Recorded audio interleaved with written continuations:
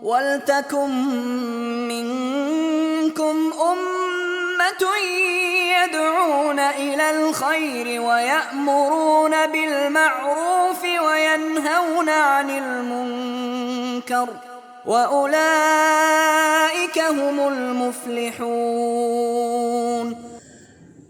Assalamualaikum warahmatullahi wabarakatuh. Innal hamdalillah subhanallah nahmaduhu wa nasta'inuhu wa nastaghfiruh wa na'udzu billahi min shururi anfusina wa min sayyiati a'malina may yahdihillahu fala mudilla lahu wa may yudlilhu fala hadiya lahu. Asyhadu an la ilaha illallah wahdahu la syarika lahu wa asyhadu anna Muhammadan abduhu wa rasuluh, amma ba'd. Alhamdulillah, segala puji marilah kita panjatkan kehadirat Allah Subhanahu wa taala. Pada malam hari ini Allah masih memberikan kepada kita kenikmatan, keluangan waktu kita, kesehatan badan kita, dan yang paling utama dan yang harus kita jaga adalah nikmat keimanan dan keislaman dalam hati kita. Sehingga pada kesempatan malam hari ini kita masih bisa menghadiri majelis ilmu yang insyaallah diberkahi oleh Allah Subhanahu wa taala ini. Amin amin ya rabbal alamin. Salawat dan salam kita haturkan kepada junjungan kita, uswah kita, Nabi Muhammad sallallahu alaihi wasallam, kepada seluruh keluarganya, para sahabatnya, para tabi'in, para tabi'ut tabi'in, dan semoga kita semua selalu menjadi bagian dari pengikut beliau sampai hari kiamat kelak. Ya jamaah rahimani wa rahimakumullah, alhamdulillah sudah kemarin sesuai dengan usulannya Pak Majid ya, di Majoke ketarane jadi ketara kelihatan rame nih, ngumpul kayak guyub rukun.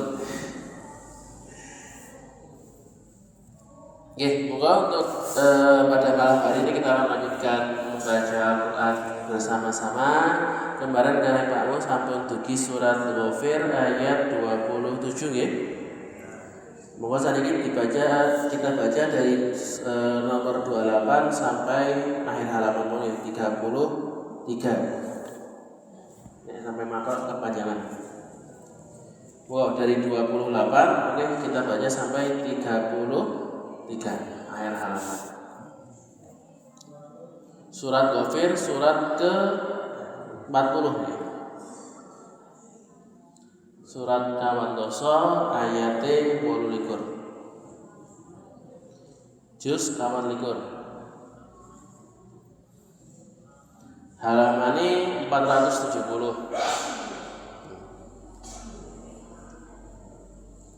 Baris keempat. Bahwa kita pilih salah-salah dengan bacaan Al-Fatihah. A'udzu billahi minasy syaithanir rajim.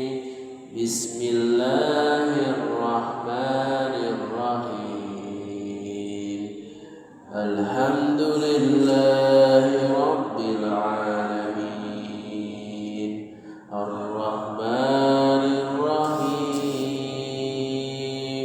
Maliki yaumiddin.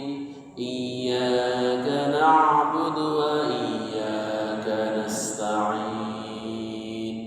Ihdinas siratal mustaqim. Siratal ladzina an'amta 'alaihim ghairil maghdubi 'alaihim waladdallin.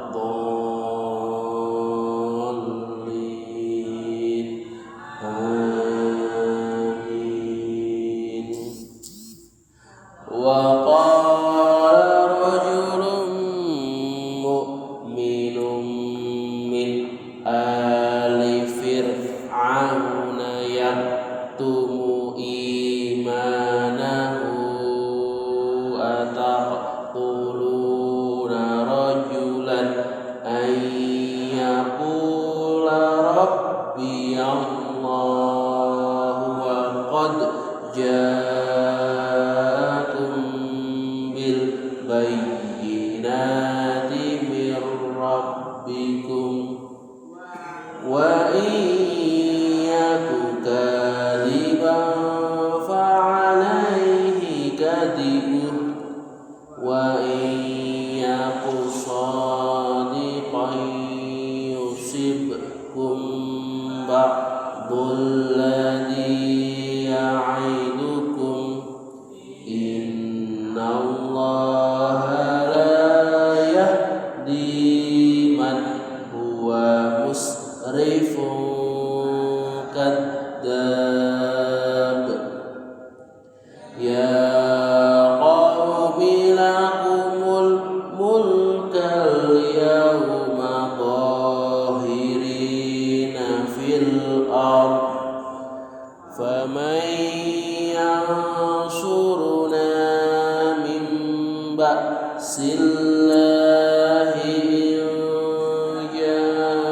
جاءنا قال فرعون ما أريكم إلا ما أرى وما أهديكم إلا سبيل الرشاد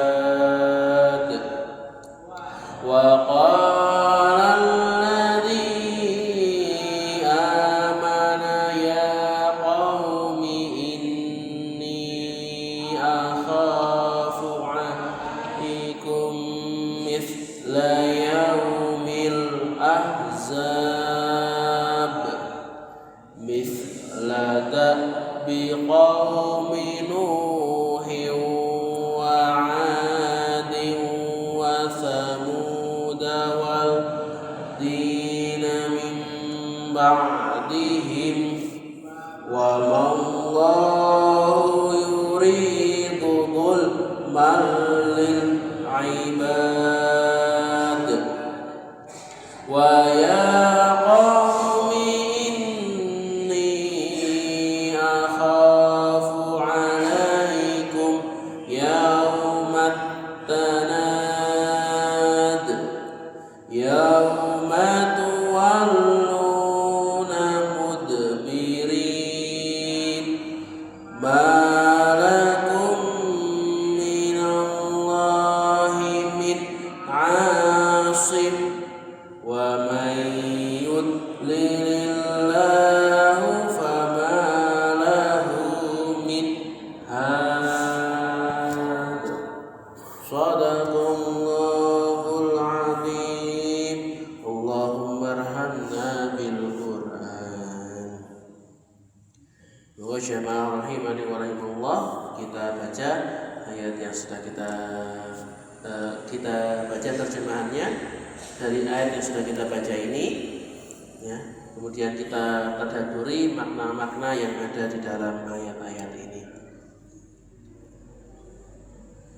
Kemudian ayat 27, nah ini masih melanjutkan kisah tentang kameranya rusak. Kameranya rusak.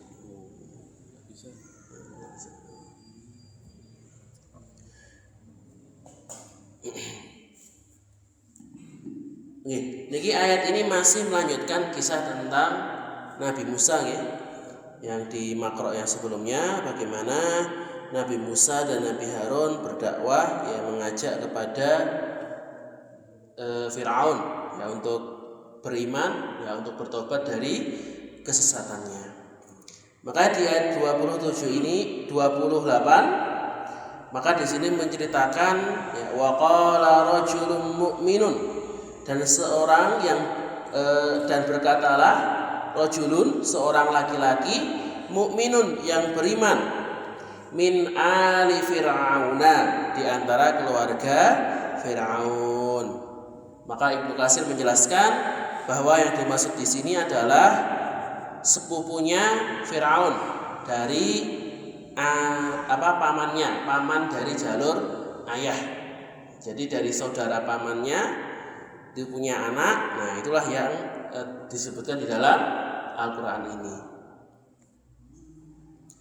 Bahwa dan Ibnu Abbas juga mengatakan bahwa dalam keluarga Fir'aun ini hanya 2 orang yang beriman. Yang pertama, sinten Pak? Ya, ingat yang pertama siapa? Selain yang laki-laki ini, istrinya Fir'aun yang Allah abadikan dalam surat Al-Tahrim ya, di ayat yang 2 sebelum terakhir, wa daraballahu mathalan lil ladzina amanu ra'ata fir'aun, bahwa bagaimana Allah itu memberikan perumpamaan tentang orang beriman, yaitu istrinya Fir'aun. Kenapa kok istrinya Fir'aun ini dijadikan sebagai contoh? Pertama, bahwa istri Fir'aun ini walaupun hidup di keluarga yang musyrik, bayangkan suaminya musyrik, orang tuanya musyrik, ya semua orang sahabat dekatnya itu musyrik semua, ya bahkan suaminya sendiri mengaku sebagai Tuhan, tapi beliau tetap beriman, ya tetap bertauhid kepada Allah, menerima dakwahnya Nabi Musa. Maka ini menunjukkan bagaimana hidayah itu tidak melihat kondisi keluarga seseorang. Jadi bagaimana kondisi ayahnya, kondisi ibunya, kondisi saudaranya, kondisi pasangannya, itu tidak menjadi alasan bagi orang untuk tidak taat, untuk membangkang terhadap perintah Allah. Karena seperti Asia itu kan walaupun keluarganya termasuk keluarga yang paling buruk ya di muka bumi ini, maka beliau tetap beriman, ya tetap bertakwa kepada Allah. Dan yang kedua, bagaimana ya istri Fir'aun ini itu rela demi tauhidnya, demi keimanannya meninggalkan segala-galanya. Kan beliau itu adalah istri orang yang paling berkuasa di Mesir. Harta punya, kekuasaan punya, jabatan tinggi punya. Pokoknya dunia itu semua dia kuasai. Kalau seandainya dia tetap manut sama Fir'aun, tidak akan punya kesusahan apapun. Tapi demi keimanannya, demi menjaga ketakwaannya kepada Allah, maka dia rela meninggalkan semuanya. Bahkan akhirnya disiksa sama Fir'aun, ya.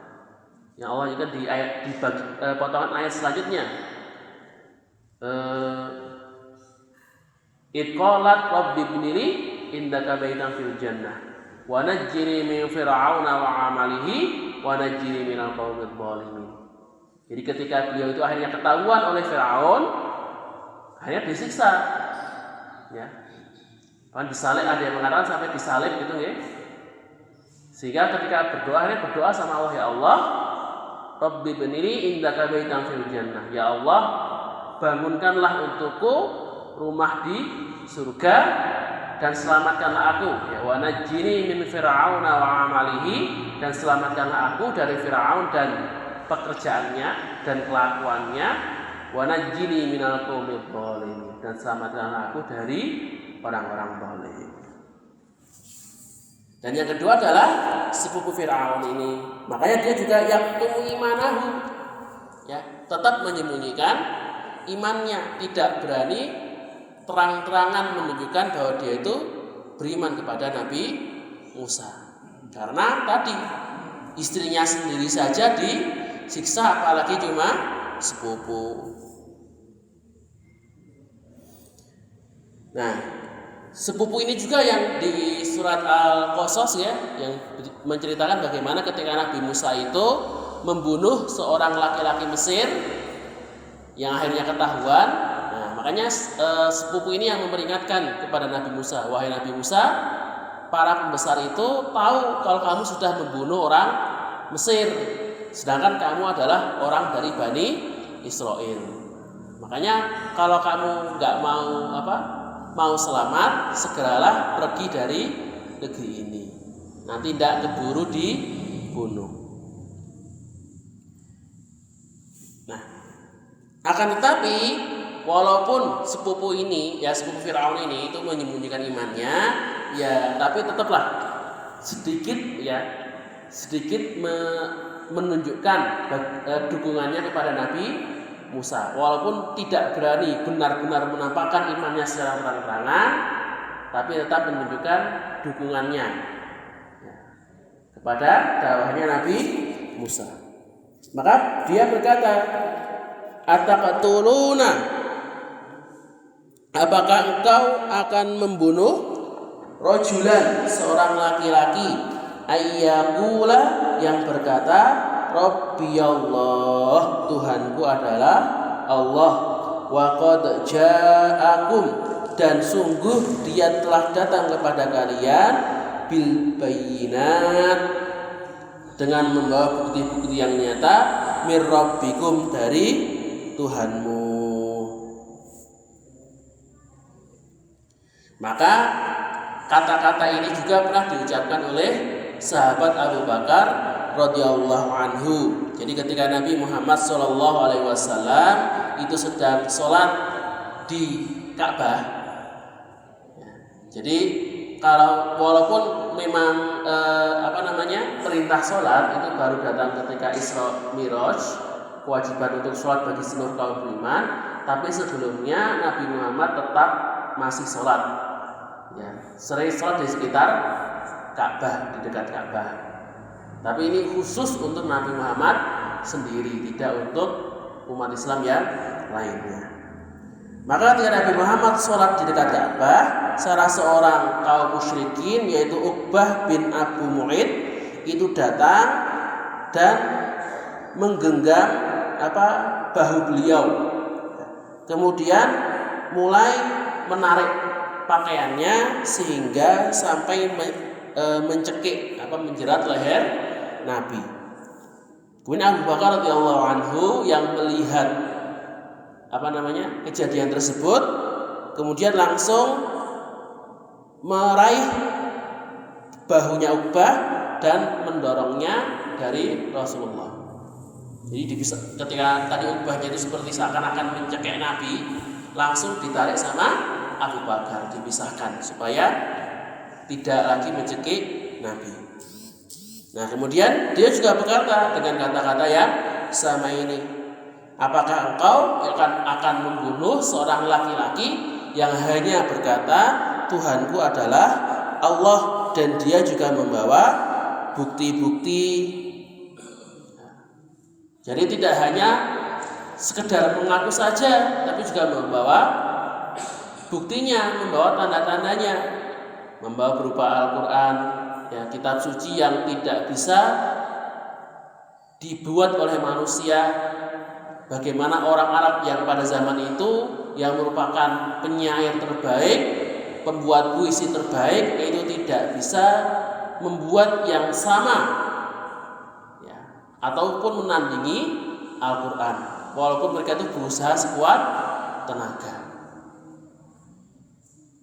Bagaimana Nabi juga datang dengan membawa mujizat-mujizatnya. Kemudian Allah meneruskan, wa iyyaku kadiban, dan jika dia seorang pendusta, fa'alaihi katibu, maka dialah yang akan menanggung dosa-dosanya. Wa iyyaku shadiqan, dan jika dia itu orang jujur, yusibkum ba'dul ladzi ya'idukum, niscaya sebagian bencana yang diancamkannya kepadamu akan menimpamu. Jadi kalaupun ya misalnya, ya kan tadi jangan Nabi itu jangan diganggu, dibiarkan saja. Ya pokok kalau dia itu mau mengajak kepada Allah, ya silakan, dibiarkan saja. Kalau misalnya dia itu berdusta, ya Nabi itu berdusta atas nama Allah, ya sudah, nanti dustanya akan kembali kepada diri Nabi sendiri, ya. Nanti mesti kalau dia itu berbohong atas nama Allah, ya mengaku-ngaku nabi padahal dia bukan nabi, itu kan nanti akibatnya akan kembali kepada dia, siksanya akan menimpa dia. Nah, tapi kalau perkataan nabi itu benar, dia benar-benar nabi, benar-benar diutus oleh Allah Subhanahu wa taala, berarti harus hati-hati. Berarti semua ancaman yang nabi ucapkan, ya, janji yang nabi sampaikan, itu semuanya adalah kebenaran. Jadi jangan dihalang-halangi, jangan dilarang. Ya. Gak usah sampai mau dibunuh, jangan seperti itu. Ini bagaimana larangan, ya, teguran kepada orang-orang kafir. Ya. Soalnya kalau mau dibiarkan, ya nanti yang kena keburukan juga nabi sendiri. Ya. Tapi kalau misalnya nabi itu benar-benar membawa kebenaran, nanti orang-orang kafir itu yang akan mendapatkan keuntungan. Karena kalau nabi itu berkata benar dan dia menerima kebenaran tersebut, berarti akan mendapatkan janji surga yang nabi berikan. Maka apapun yang beliau sampaikan, mau benar atau salah, tetap tidak akan memberikan kerugian apapun kepada orang-orang kafir. Ya, jadi mau dia itu menyampaikan apapun, nggak ada pengaruhnya apa-apa untuk kehidupan orang-orang kafir. Sudah, kalau memang tidak ada pengaruhnya, tidak membawa kerugian, bahkan bisa membawa keberuntungan, yang ngapain dihalang-halangi. Kemudian Allah meneruskan, innallaha, sesungguhnya Allah la yahdi, tidak akan memberikan petunjuk, man huwa, kepada orang yang musrifun, melampaui batas, kadzab, dan pembohong.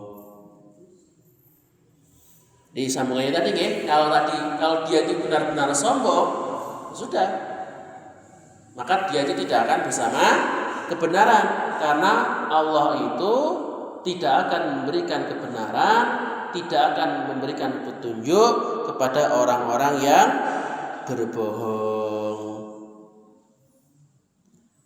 Itulah kenapa Nabi SAW bahkan sebelum beliau diutus menjadi nabi, dikenal sebagai orang yang paling jujur, orang yang paling dapat dipercaya, sampai digelari dengan julukan Al-Amin, yang terpercaya. Saking terpercayanya, ya saking jujurnya, bahkan ketika Rasulullah itu mau berdakwah secara terang-terangan, kemudian orang-orang kafir itu dikumpulkan di Bukit Sofa, maka beliau bersabda, ya, berkata kepada orang-orang kafir, wahai kaum Quraisy, kalau seandainya, ya, aku berkata bahwa ada pasukan yang keluar dari Bukit Sofa secara tiba-tiba tanpa ada tanda-tanda, apakah kamu akan percaya? Ini kan ada pasukan keluar dari bukit, kan termasuk kejadian yang nggak mungkin, ya. Maka apa kata kaum Quraisy?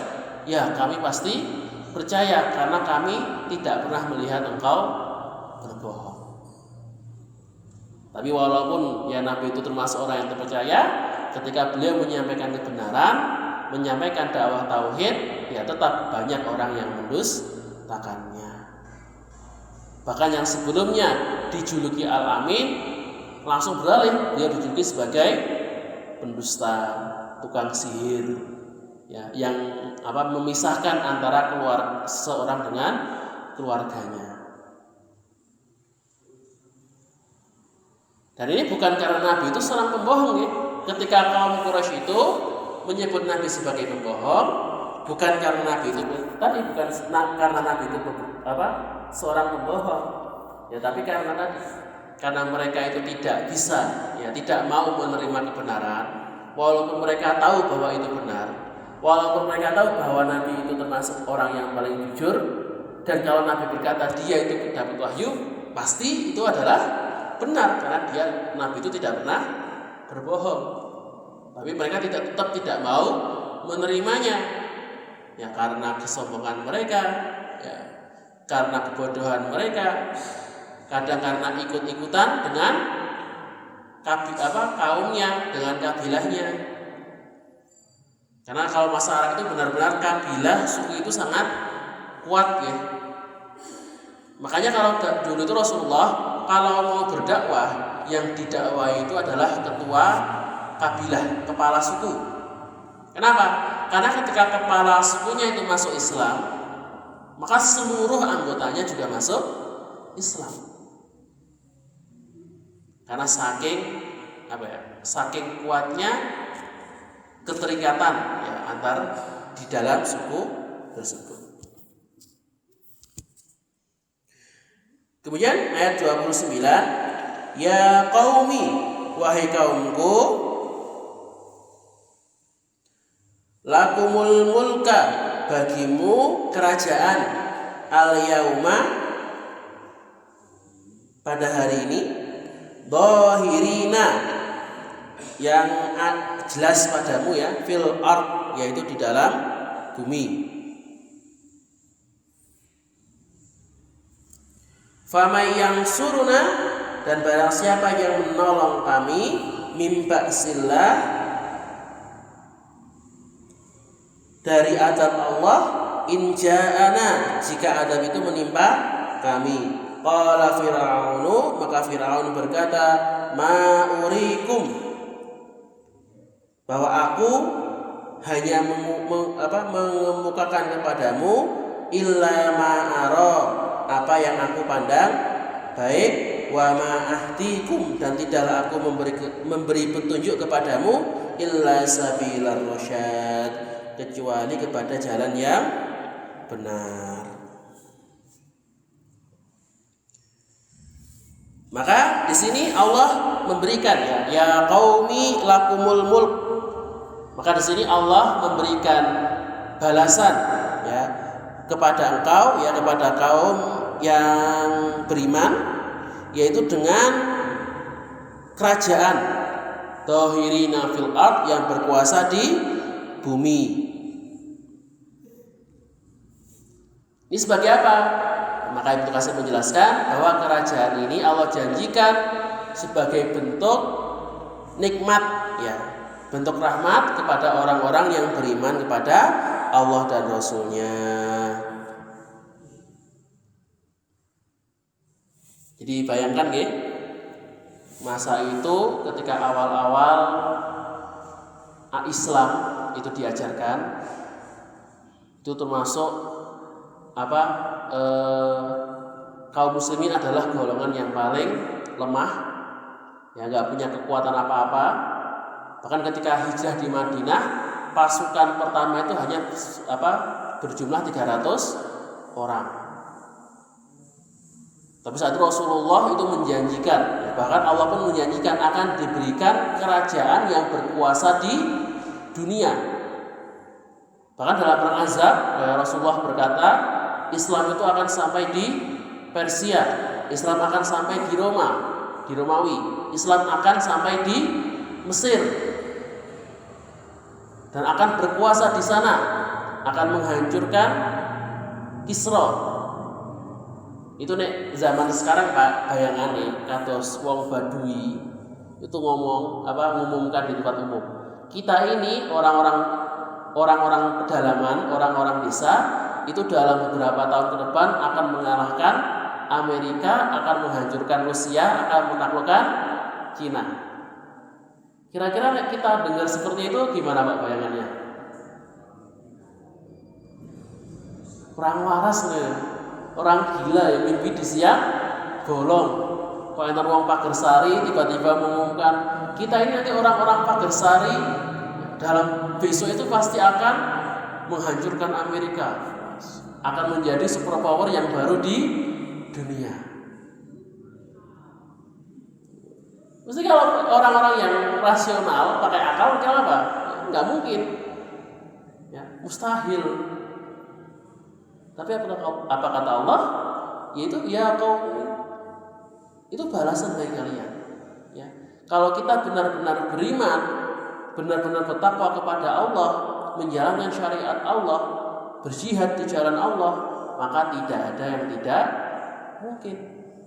Maka kita lihat bagaimana Islam dari hanya satu kota dengan warga yang hanya 3.000 saja dalam kurun waktu 40 tahun.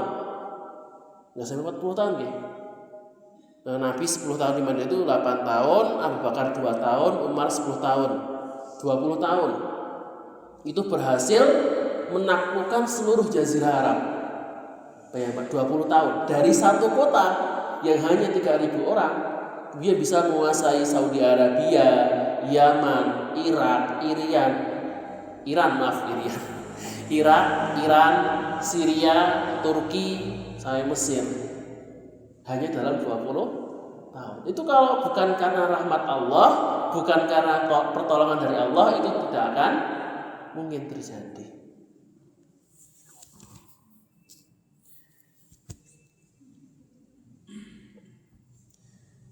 Maka faman yansuruna min ba'sillahi ja'ana.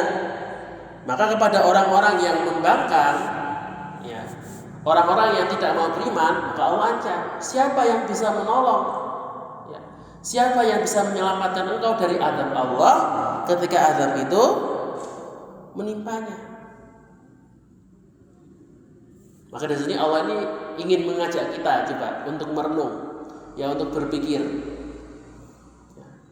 Kok kita itu berani-beraninya berbuat salah, kita itu berani-beraninya melanggar perintah Allah, itu dapat jaminan dari mana? Kalau misalnya azab itu turun, memang mau minta tolong ke siapa? Minta tolong sama Allah, kan kita sedang melanggar perintah Allah, kita maksiat sama Allah, kok malah mintanya sama Allah? Meminta sama yang lain nggak ada yang bisa bantu. Coba misalnya main saudara-saudara kita yang terkena banjir nih, ada yang sampai menunggu di tiang, ya, menyelamatkan diri di tiang, atas tiang, satu tiang itu kan manjat tiang. Ada yang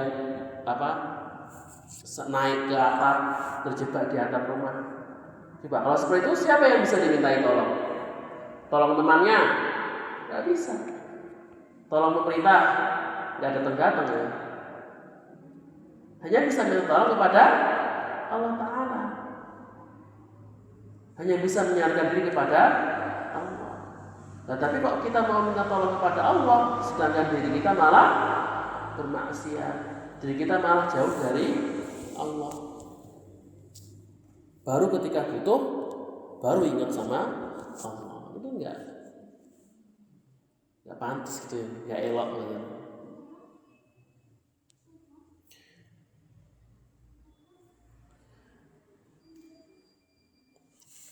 Maka kemudian Fir'aun tadinya berkata bahwa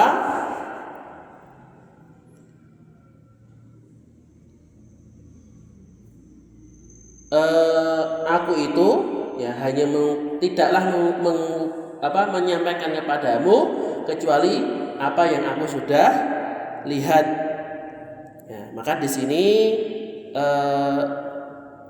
Fir'aun itu ketika ditanya, ya, orang-orang itu bertanya, sebenarnya Musa itu benar nggak sih? Ya, benar-benar utusan Allah atau tidak? Jadi sebenarnya Fir'aun tahu bahwa Musa itu adalah nabi. Tapi karena tadi dia itu tidak mau kehilangan kerajaannya, akhirnya berbohong kepada kaumnya. Ya, jadi kan mengatakan, makanya bahasanya rodo ngeles gitu ya. Karena kalau mengatakan wah Nabi Musa bukan nabi, ya tadi tidak berani. Maka mengatakan wah saya itu hanya menyampaikan apa yang saya lihat, dan saya lihat Musa itu enggak baik. Saya itu menurut pendapat saya, menurut opini saya, itu Nabi Musa bukan seorang nabi. Dan tidaklah aku menyampaikan kepada kalian kecuali hal-hal yang benar. Jadi percaya saja dengan perkataanku, karena apa yang aku katakan pasti benar. Jadi ini Firaun ini nggak cuma menyesatkan, ya, nggak cuma menyesatkan dirinya sendiri, bahkan mengajak kaumnya untuk tersesat juga. Kemudian ayat 30, waqala, dan berkatalah orang yang alladzi amana, orang yang beriman tadi, ya qaumi, wahai kaumku, inni, sesungguhnya aku, akhafu, khawatir, takut, ya, alaikum, kepadamu,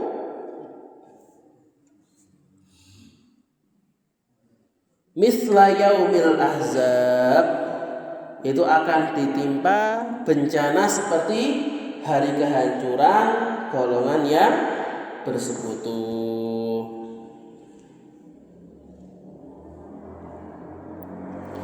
Maka orang yang beriman tadi, ya, kaumnya Firaun tadi, ketika melihat Firaun kok itu menyesatkan kaumnya, ya, menyampaikan berita bohong kepada kaumnya, maka orang yang beriman tadi berusaha mengingatkan,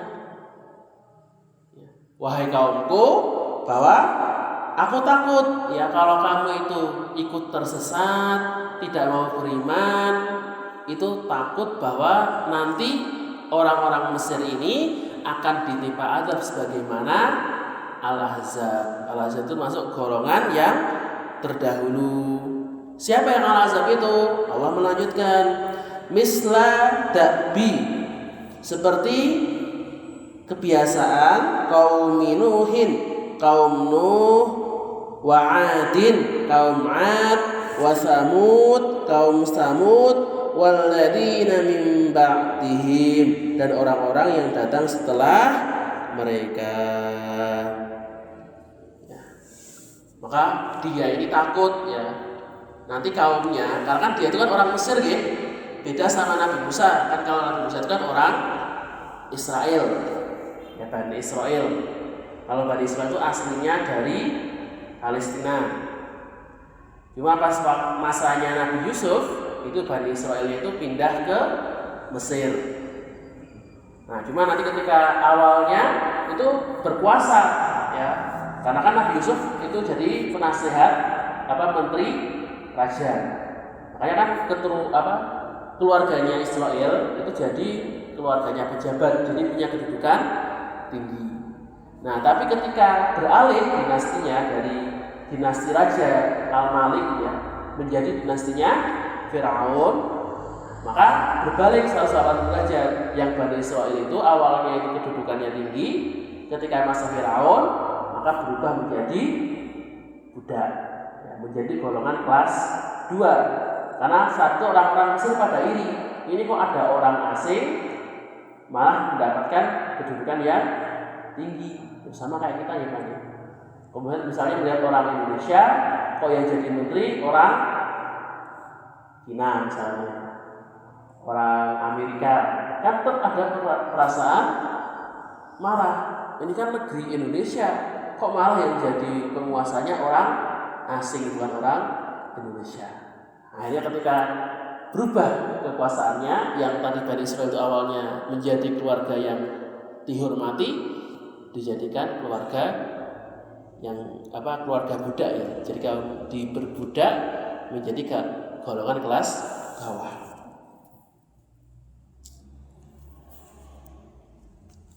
Nah, maka orang sepupunya Firaun ini kan orang Mesir asli. Maka dia khawatir, ini kalau kaumnya itu tidak mau beriman, nanti yang beriman hanya Bani Israel saja. Nah, ketika Nabi Musa itu hijrah dengan orang yang beriman, berarti kan di Mesir tidak ada lagi orang beriman. Maka dia khawatir nanti Allah akan menimpakan azab kepada orang-orang Mesir, seperti bagaimana Allah itu menghancurkan umat-umat terdahulu. Bagaimana Allah menghancurkan umatnya Nabi Nuh, kaum Ad, kaum Samud, kaumnya Nabi Syuaib, kaumnya Nabi Lut, ya, yang mereka itu adalah kaum yang kuat, punya teknologi, punya kekuasaan, punya pasukan. Tapi ketika Allah menurunkan azab, dengan mudahnya yang peradaban yang dulu itu sangat makmur, hanya dalam hitungan hari langsung hancur lebur, tidak ada bekasnya. Maka dia takut kaumnya itu akan mendapatkan azab seperti itu. Karena ketika azab itu sudah turun, maka tidak ada yang bisa mempercepatnya dan tidak ada yang bisa memperlambatnya. Ya sudah turun, tidak ada yang bisa menghalanginya. Wa mallahu yuridu dzulmal lil ibad. Padahal Allah itu tidak menghendaki kezaliman terhadap hamba-hambanya. Jadi ketika Allah itu menghancurkan orang-orang yang kafir, itu bukan berarti Allah zalim sama mereka. Boten nggih. Kadang-kadang ada orang seperti itu. Kenapa kok Allah menciptakan musibah? Kenapa Allah menenggelamkan suatu kaum? Kenapa Allah menciptakan gunung meletus, menciptakan banjir? Berarti kan Allah, kenapa kok Allah seperti ingin menyiksa hambanya? Kan dia itu seperti menggambarkan Allah itu sebagai Tuhan yang zalim, yang senang menghabisi makhluknya. Maka anggapan seperti ini adalah anggapan yang keliru, sangat-sangat keliru. Allah sendiri menekankan, Allah itu mengharamkan kezaliman terhadap dirinya. Allah itu menjanjikan bahwa Allah itu tidak pernah, ya sekali lagi, tidak akan pernah zalim terhadap hambanya. Maka ketika Allah kok menurunkan musibah, menurunkan azab, maka bisa jadi dua. Yang pertama sebagai cobaan dari Allah Ta'ala, karena Allah ingin mengujinya, Allah ingin menghapuskan dosanya, Allah ingin menaikkan derajatnya sehingga menurunkan cobaan. Atau yang kedua, musibah itu datang karena kejahatannya. Karena tadi kaum itu kaum yang musyrik atau kaum yang fasik, yang tidak beriman kepada Allah atau suka maksiat, menghalalkan yang haram, mengharamkan yang halal. Ya ketika dia melanggar apa yang Allah perintahkan, jangan salahkan kalau Allah juga memberikan hukuman. Karena hukuman itu datang ketika kaum itu jauh dari ajaran Islam, tidak menjalankan perintahnya Allah dan malah melakukan larangannya. Kemudian ayat 32, wa ya qaumi, dan wahai kaumku, ini sesungguhnya aku akhafu, benar-benar khawatir, ya benar-benar takut, alaikum, ya kepadamu, yaumat tanad, akan siksaan atau hari saling memanggil. Maksudnya apa itu yaumat tanad? Kenapa disebut hari yang saling memanggil? Maka yang dimaksud di sini adalah hari kiamat, ya. Kenapa disebut hari yang saling memanggil? Karena pada hari itu semua orang itu berusaha memanggil yang lainnya. Untuk apa? Untuk meminta pertolongan. Orang yang selamat, orang yang mendapatkan siksa berusaha minta pertolongan. Bagaimana supaya pahalanya bisa nambah? Bagaimana supaya dosanya itu bisa berkurang?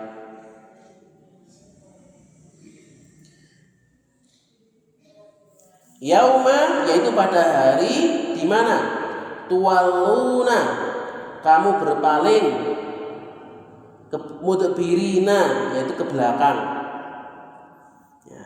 Jadi ketika ada orang yang berusaha memanggil, meminta pertolongan, maka yang itu malah lari, saling lari.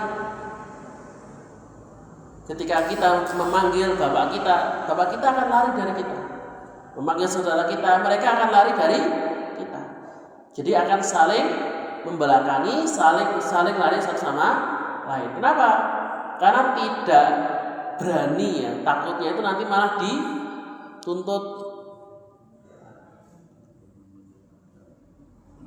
Sebagaimana kan Nabi pernah menceritakan bagaimana nasibnya orang-orang zalim yang disebut Nabi sebagai orang yang bangkrut, yaitu orang yang dia itu punya pahala puasa punya pahala sholat, tapi karena kezalimannya pahalanya itu diambil sama orang yang dia zalimi.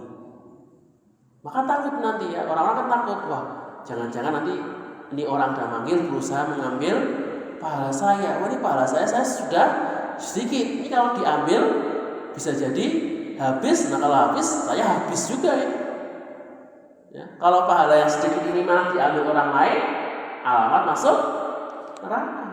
Tidak berani. Makanya saling melarikan diri.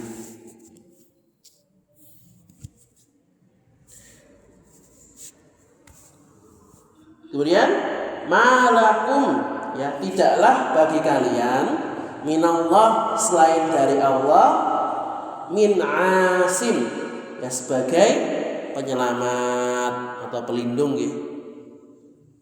Maka bahwa pada hari kiamat nanti tidak ada yang bisa melindungi, tidak ada yang bisa menyelamatkan kecuali Allah Ta'ala. Bahkan Allah memberikan tantangan kepada orang-orang musyrik ya.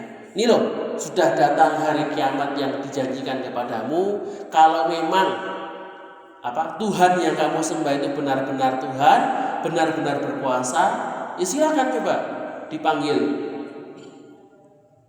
Ya, coba mintalah kepada Tuhanmu untuk menyelamatkanmu dari hari kiamat ini. Yang menyembah Nabi Isa, yang menyembah Nabi Musa, ya coba dipanggil coba nabinya, bisa nggak menyelamatkan dirinya. Yang menyembah berhala, yang menyembah wali, menyembah orang soleh, coba dipanggil ya. Wali-walinya, orang solehnya, apakah mereka itu bisa menyelamatkan engkau? Maka tidak akan bisa, karena pada hari itu pertolongan hanya milik Allah Subhanahu wa Ta'ala semata. Wa may yudlilillah, dan barang siapa yang Allah sesatkan, famalahu min had, maka tidak ada yang mampu memberinya petunjuk. Nah, tapi ada sedikit yang perlu kita pahami ketika Allah mengatakan yudlilillah, bahwa orang itu disesatkan ya, bahwa Allah itu menyesatkan dia, itu bukan berarti wah Allah menentukan, wah ini orang mendapatkan hidayah, ini mendapatkan petunjuk, ini orang sesat. Tidak seperti itu. Maka apa yang Allah maksud dengan Allah menyesatkan dia? Nah, dia itu sesat karena perbuatannya sendiri. Ya, ketika ada orang yang dia itu tidak mau mencari petunjuk, tidak mau belajar, tidak mau mengenal Al-Quran, tidak mau mengenal syariat, ya, bertahan di dalam kebodohannya, bertahan dalam kesesatannya, ya sudah, kalau dia memilih sesat, maka Allah pun akan semakin menyesatkannya. Kalau dia tidak mau melihat kebenaran, ya sudah, Allah jatuhkan dia ke dalam kesesatan. Tapi insya Allah kalau dia itu mau belajar, ya, mau mencari hidayah, mau mencari ilmu, mau belajar tentang Islam, Allah pun akan menurunkan hidayah kepadanya. Maka ketika orang itu sudah benar-benar sesat, ya benar-benar tidak mau lagi menerima petunjuk, dan Allah itu sudah ini kayaknya orangnya sudah terlambat, ya sudah benar-benar jatuh dalam kesesatan, maka tidak ada lagi yang bisa memberinya petunjuk. Sudah hanya bisa berdoa kepada Allah, ya Allah semoga Allah masih memberikannya kesempatan.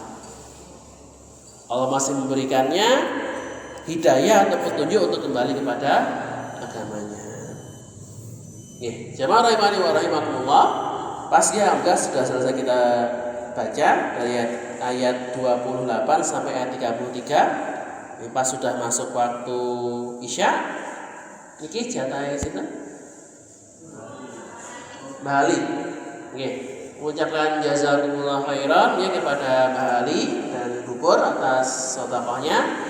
Semoga Allah memberikan balasan yang jauh.